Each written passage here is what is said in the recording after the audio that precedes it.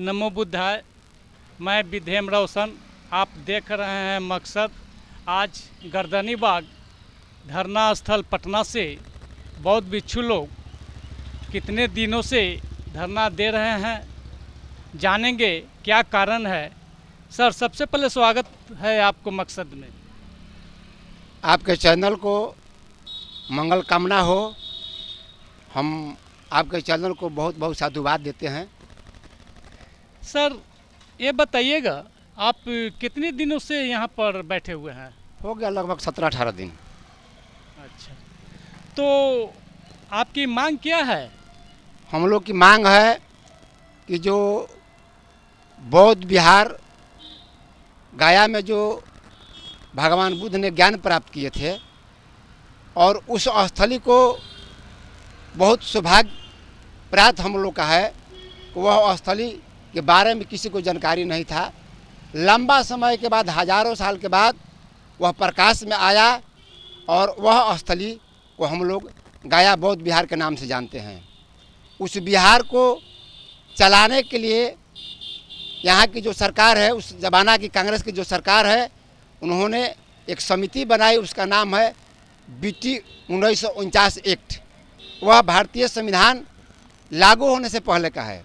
संविधान के अनुच्छेद 13 में यह अंकित है कि 1950 से पहले का जो भी कानून है उसको रद्द कर दिया जाए। तो मेरा यहाँ पर कहना है कि सरकार इस पर क्या विचार कर रही है, कुछ है आपको?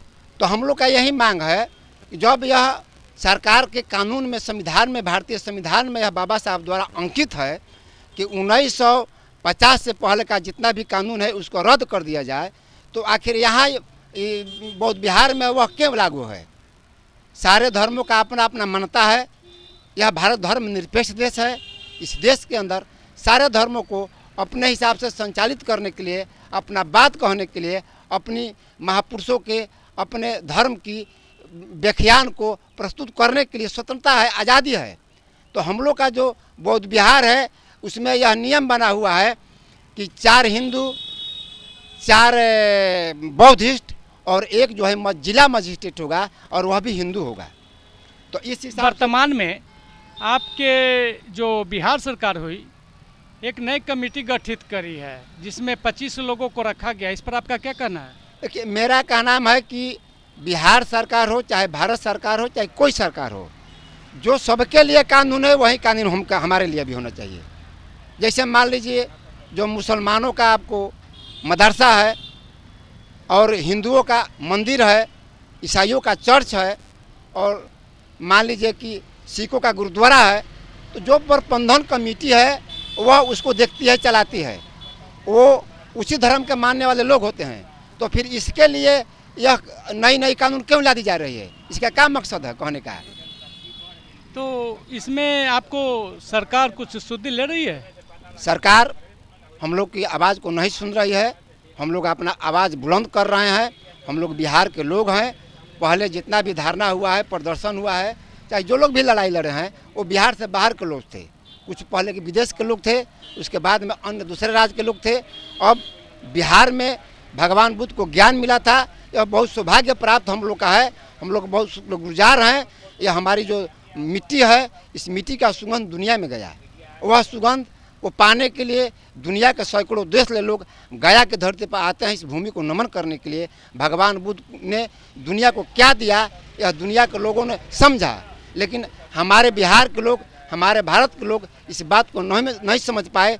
इसी चीज़ को हम लोग समझा रहे हैं गांव-गांव पर जा करके, और खासकर सरकार को भी हम लोग बता रहे हैं कि हम लोग का बिहार है, इसलिए उस पर पूर्ण अधिकार हम लोग का होना चाहिए। आप अपने स्तर से नया कानून हमारे ऊपर मत थोपिए। सारे देश में एक संविधान लागू है, तो सारे धर्मों के लिए एक कानून होना चाहिए। यही हम लोग की मांग है। बौद्ध विरासत महाबोधि महाविहार मुक्ति हेतु अनिश्चितकालीन धरना दिनांक 23 जुलाई 2025 से आरंभ है। आज तारीख 11/8/2025 है। इन लोगों को लगभग 18-20 दिन हो गए धरना देते हुए। जैसा भंते जी अभी बताएं कि अभी तक कोई सरकार के तरफ से हमसे या धरना स्थल पर कोई आकर के हम लोगों से बात नहीं इस मैटर पर कीन है और हम लोग अनिश्चितकालीन धरना पर बैठे हुए हैं। हम चाहते हैं कि बोध गया में जो बौद्ध विहार है उसको पूर्ण रूप से बौद्ध को हाथों में सौंप दिया जाए। हम चाहेंगे कि जो भंते जी की आवाज़ है वो सरकार तक अच्छी तरह से पहुँचे और इस पर सरकार विचार करके कोई ठोस कदम उठाए।